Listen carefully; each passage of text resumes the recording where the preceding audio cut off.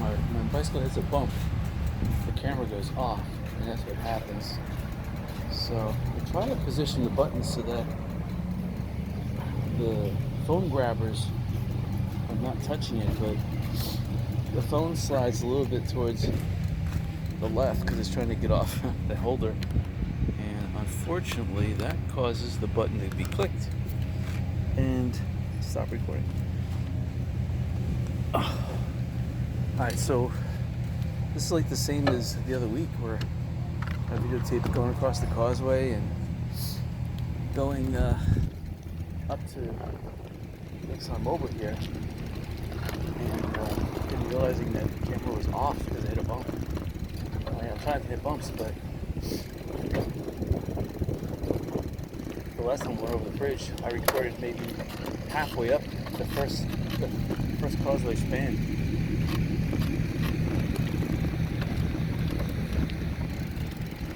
Alright, I bought myself some brisk juice drink. This is like $1.60 something. It fluctuates. Sometimes I come here and there's a couple of workers, and they give me a deal like $1.35 or something like that. And sometimes I come here like today and I have to spend $1.60 something. It all depends. The best drink to get if you want to buy a cheap drink is the Arizona tea. They still have it for 99 cents in the store, which is pretty good. But I want a bottle that's plastic in case I break it, it doesn't bounce, and it's got to be sealable. It's like it just has a top on it. So, I'm trying to be environment friendly, so plastic is recycled. Even though aluminum is recycled, you shouldn't really be drinking stuff out of aluminum because aluminum is not good for you. Raw. So this is Tarpon Bay Road. So we're heading south on Tarpon Bay towards the Gulf. Well, it's a good mile, a little bit over a mile. This Tarpon Bay is pretty long. I already bicycled up Periwinkle. Unfortunately, the camera was off. I didn't know exactly when I clicked off. I'm not watching the camera. I just talk and bicycle. And then when I hit a milestone, like get a drink, I look at the camera. And the camera was in what's called pause position, so I know I hit a bump. So you have the U.S. Post Office on the right.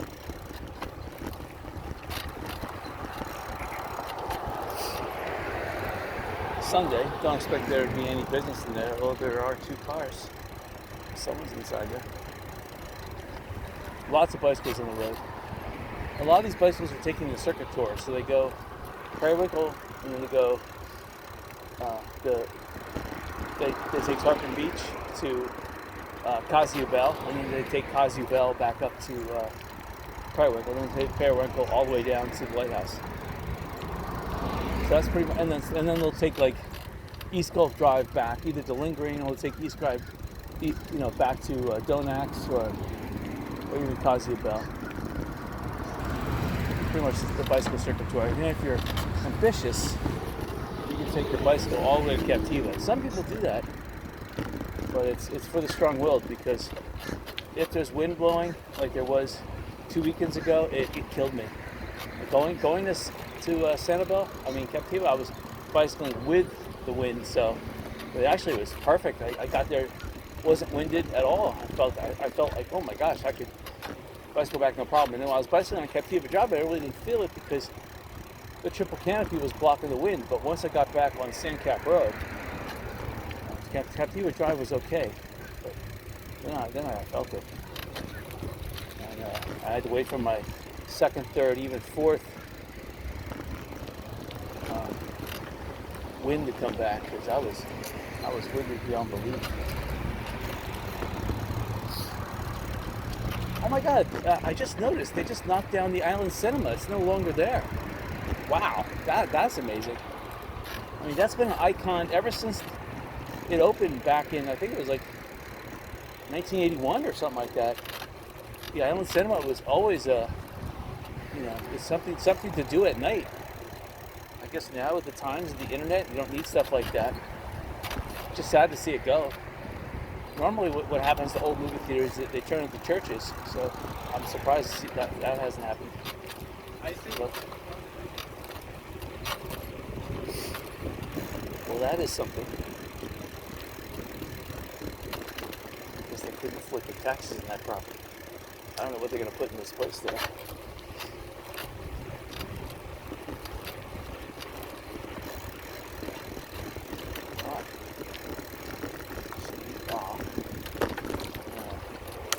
Upshift, back up to cruising speed.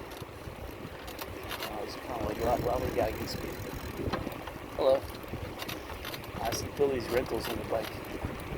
So they're all renting from Billy's Rentals. I should ask them how much it costs to rent. By the hour, by the half day, by the day, by the week. Guy's making tons of money. I mean, just face it, one gear bicycles, these people are just going to lollygag anyway. They're just going to go once around the island, say they've done it, and they're done. Take the bike for one day. Hello.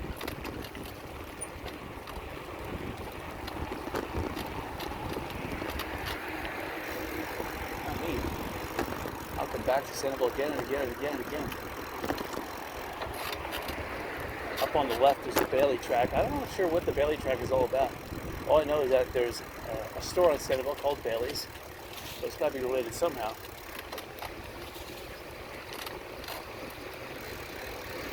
I think at one point Bailey's wanted to build their own shopping center over here. But I don't know what the full story is. All I know is that Bailey's never moved.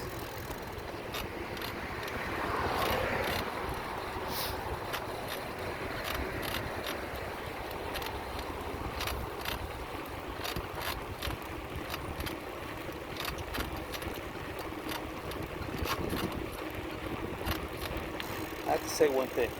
If you are worried about like your muscles, your dexterity,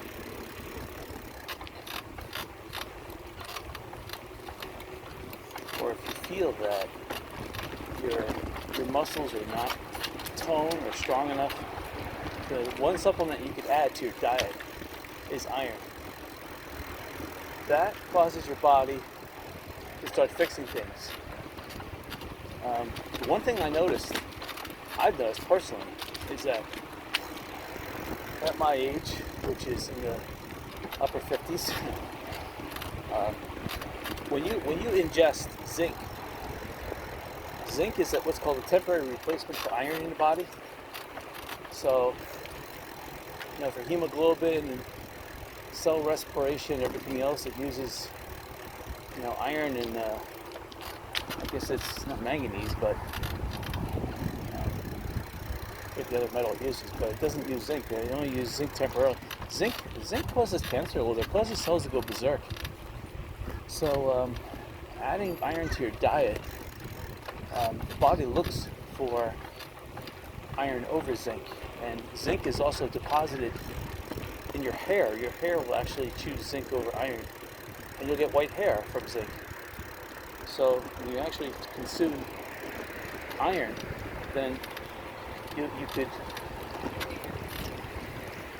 may not be able to revert the graying of your hair, but you'll at least mitigate it to potentially stop it from turning gray.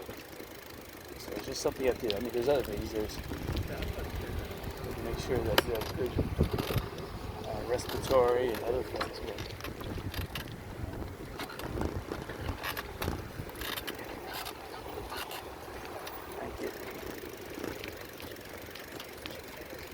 try to go on the beach here. It's kind of precarious because we're trying to drink water, trying to drink this punch the St. lemonade at the same time. You're not supposed to bicycle in here. For some reason I'm hungry for pizza. I don't know what.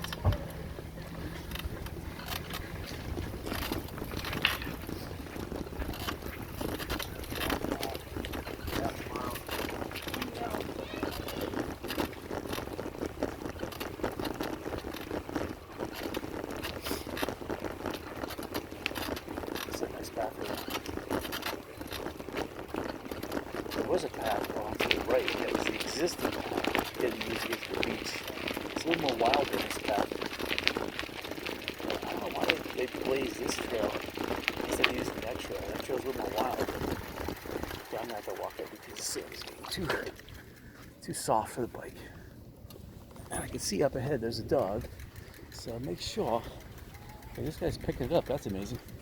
And the dog's playing in the sand. Here we go. All right.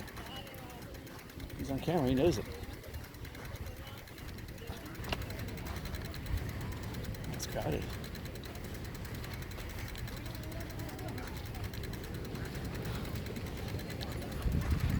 Oh, it's kind of high tide.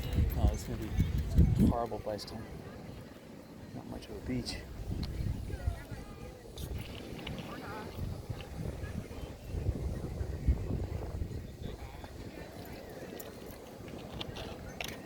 Well, let's see if we can do it or not. It's going to be a challenge.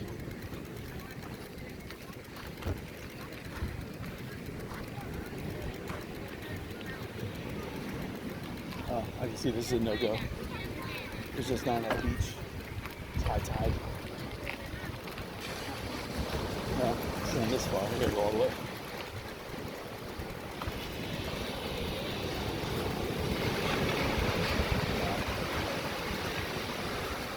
There's a little erosion going on here too. I mean, I might be able to make it. It all depends if the tide's coming in or out.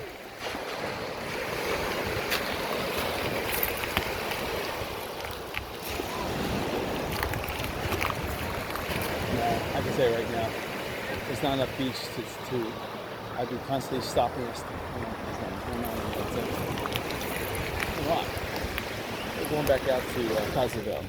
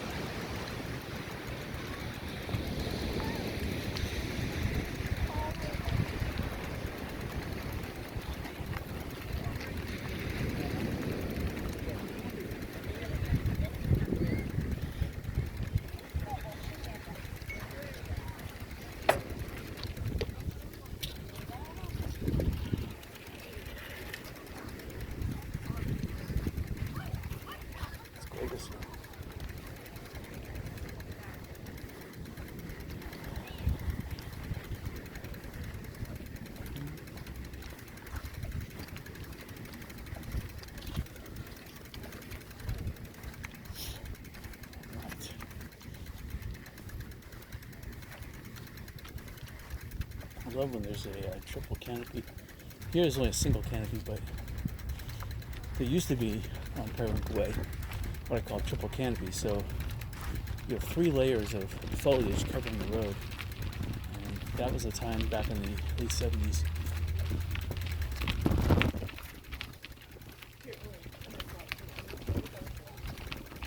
In the late 70s we had these big, what's called king spiders. It's been big webs that span sometimes 100 yards, and their main prey was cockroaches.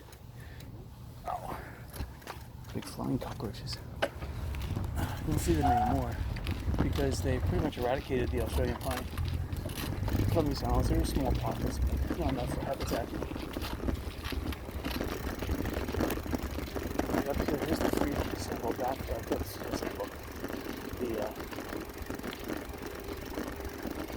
tarpon backwards. Oh. Tarpon Beach. It's called Tarpon Bay. Yeah, Tarpon Bay. Got the dog drinking fountains here too.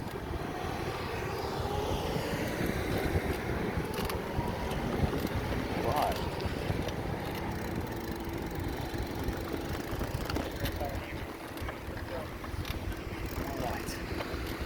Alright, so I know this Chris teas at aspartame because my stomach is already tightening up on it. Shouldn't have bought it.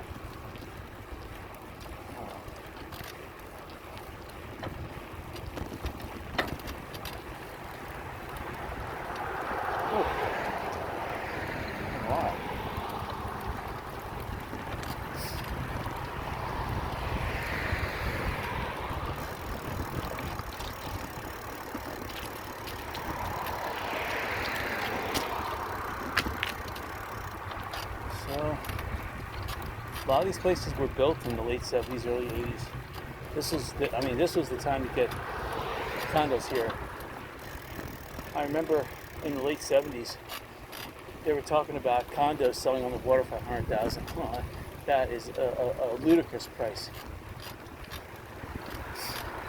And everyone was saying, wow, $100,000 for a condo. Wow, that's a lot of money. Because a lot of the condos were going for $30,000, $40,000 inland.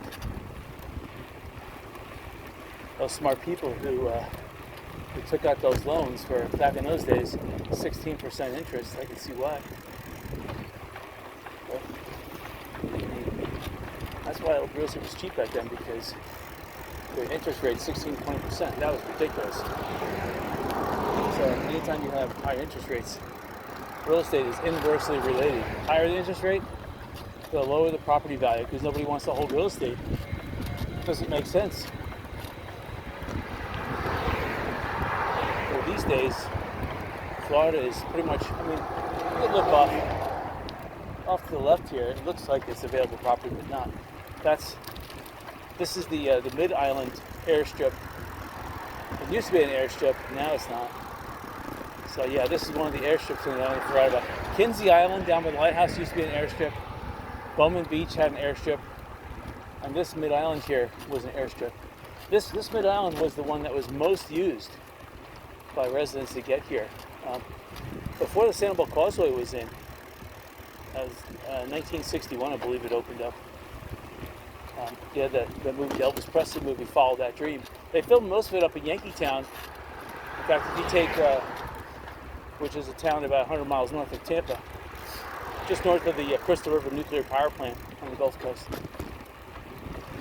But they filmed the opening scene of the movie on the Sanibel Causeway. That was pretty interesting. But the Yankeetown one, you could go on Google Earth, and if you watch that movie, Follow That Dream, Elvis Presley, you'll recognize the Sanibel Causeway. And then if you go up to Yankeetown and just take Google Street View, just follow that, and you'll recognize pretty much the last inlet before you get to the water. And real estate in that area is really economical. So but that's because there's a nuclear power plant only 10 miles or less away from your property. So that's why people don't want to live there. But there's also a coal plant. There's a huge solar array there, so you don't get all their power from nuclear. I've never heard of a problem from that plant. There's a lot of nuclear power plants in Florida. Florida has one of the most nuclear power plants. You think Florida can get there by wind power on the water, solar definitely they can get it. But Florida just has a lot of nuclear power plants. But we need them because the amount of people living in the state. There's probably more people living in Florida than California right now. We must have a population of about between 50 and 55 million living in Florida. And I don't know if I'm overestimating. I could be underestimating. The roads are crowded. The homes in Cape Coral. That's why you have to, when you're a real estate person, you have to know the local market as well. You just can't isolate yourself to Sanibel, Captiva, and some of these other tourist areas. Yes, people who've got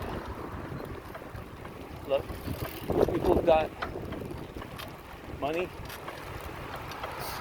and I mean at this point I mean millions, because that's pretty much the entry price right now if you want to get on the beach. It's like $2 million. If you can get under $2 million, wow. Wow, that's almost impossible. So if you can do that, it's worth your while to make that investment. Now, with Proposition, whatever it is, 13 or whatever it is here, thank you. You are exempt from the limitations of property tax, so they can tax you as much as they want. So there's a problem there. You just have to understand that. And there's also a coastal setback zone you have to be concerned with if you want to get insurance. Where there's a will and how much money you have, there's a way to get insurance. But Just be on guard on that. Anyway, I was looking up in the Denellen area. A friend of mine wanted to build an airport. I noticed he wanted to go in the Ocala area, but I was just looking. I noticed that the Denellen area of Florida, which is just to the west of Ocala, has a lot of private airstrips, and that was pretty interesting. And I was looking at a lot of the homes in that area, and it looks very entry level. I guess people are just scared of living next to a nuclear power plant. They think it's going to go through Mile Island or something. I don't know, but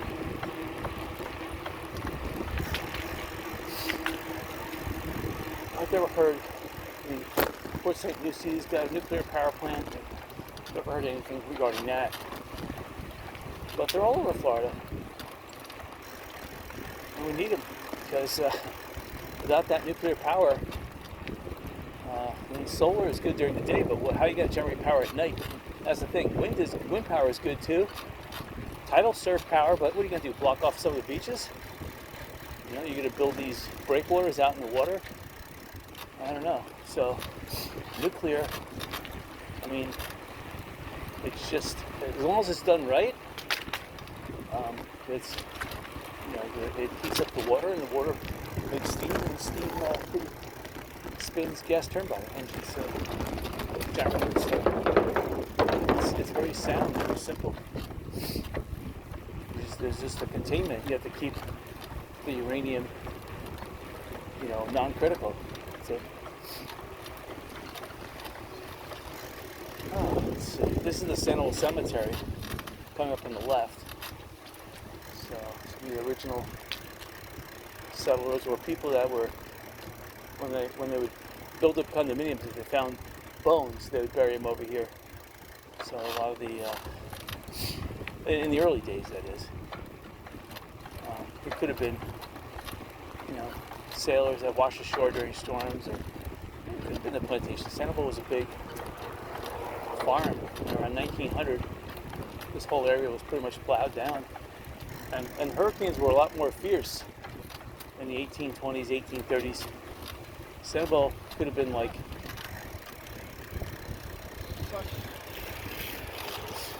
Sanibel could have been completely devoid of vegetation after some of these hurricanes. So a lot of stuff that grew here, especially Australian pines. Australian pines weren't implemented in this area until the 1950s, and they thought that the Australian pines would be a good prevention against erosion. Australian pines are good. They grow in poor soil. You don't need to water them. They actually get their water from salt water. And they're pretty hardy. They can grow right up to the shoreline, almost touching the waves. No problem. So I think there's a lot of hoopla against the Australian pine. The Australian pines did not protect, you know, or prevent erosion. But what these Australian pines did do is they provided triple canopy. They provided habitat for pelicans, eagles, seahawks, crows, even seagulls would roost up there. And again, the king spider span those big spider webs. They found Australian pines perfect to make a dragnet to catch the flying cockroaches. So see here, you got some Australian pines are growing over the road here, nice and majestic.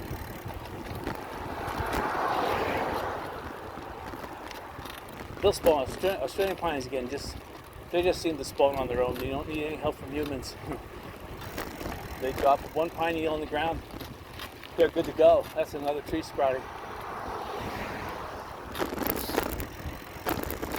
So, and people don't like Australian pines because the needles are very acidic, so they kill almost anything growing underneath them.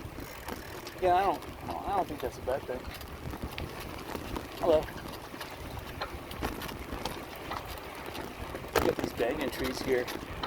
Now they're pretty good when it comes to erosion. Straight ahead of here, here's a sea grape tree. Again, they can grow in poor soil.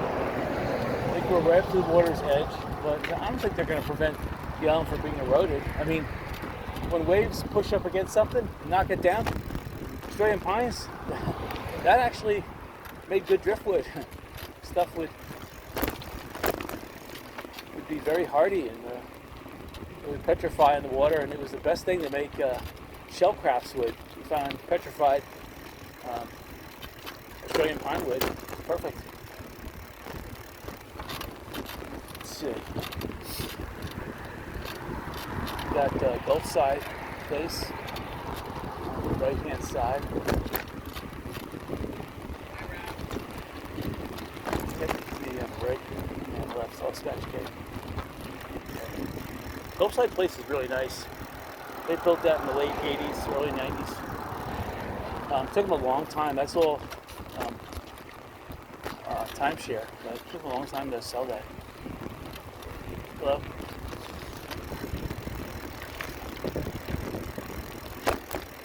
This over here. Pushing the bicycle up to the Sanibel lighthouse. Actually, I'm going to go up to Rita Street, see if I can get back on the beach there. Hello?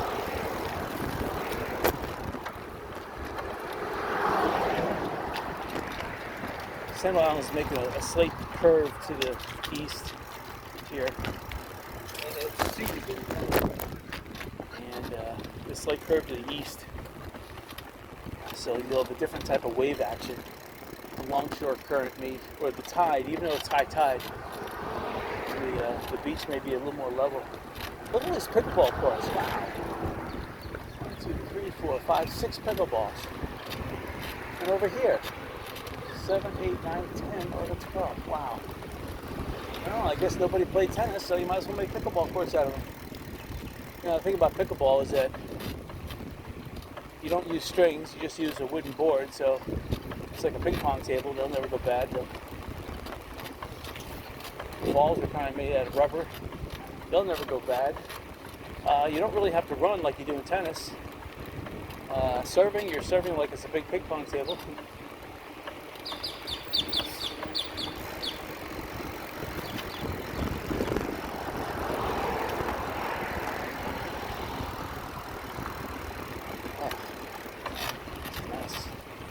A nice breeze. I'm fighting the breeze a little bit.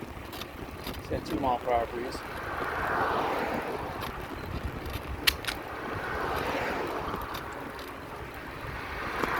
Have a nice drive over the causeway.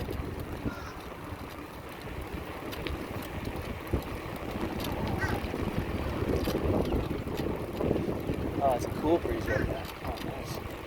You don't find that in the afternoon like this, about 1 o'clock.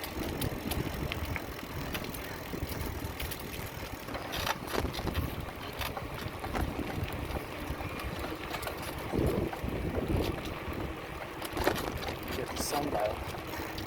The right-hand side. This is some of the newer buildings of the sundial.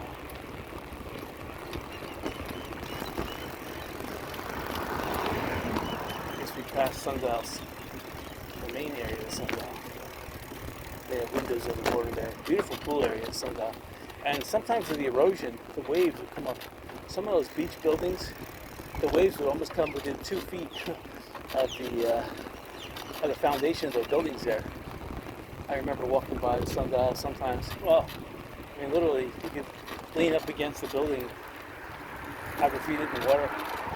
Similar to how Redfish Pass at South Seas Plantation, some of those properties there, the erosion would be so much that you could have a hand on the wall of the building and your feet are in the water. Sometimes you have to do that to get around the surf that was crashing.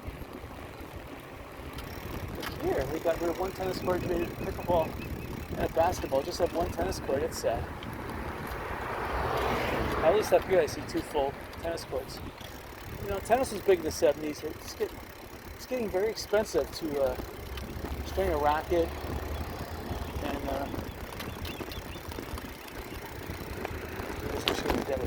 we'll go to Rita. Just glad to see that the tennis courts are still here. So let's put it this way, it's a big waste of space.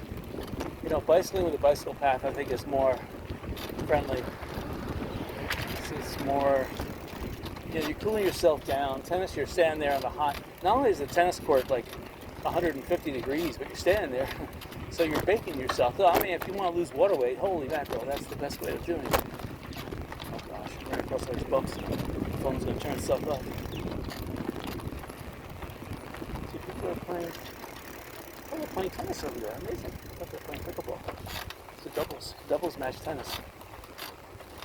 Right. I remember back in the late 70s, I used to play tennis with my family. I can't even believe I did that. I see some of the photos of the shoes I was wearing and those like knee-high socks. Amazing. What was I thinking? Knee-high socks in the heat?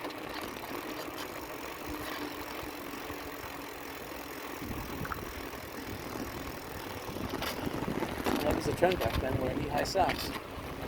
Everything else was alright. So don't look.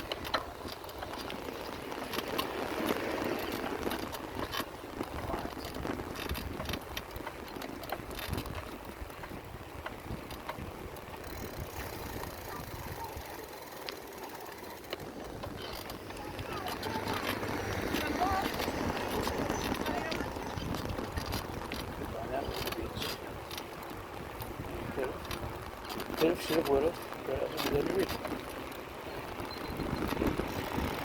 Yeah, it's the Sanibel colors. It's a green tennis court with a blue colored courts. Let's see it. And if you're going to spend so much money to renovate your tennis courts, I mean, that's the proper way of doing it. See, they colored lines on the tennis court. So if you want to play pickleball, you can play pickleball on the tennis court. So you don't have to rip up the tennis court to play pickleball. You just have additional lines. I see the lines for the pickleball are orange, so it doesn't conflict with the white lines for tennis. Here's my reader. My reader is a Sound Street. Got a little sound today.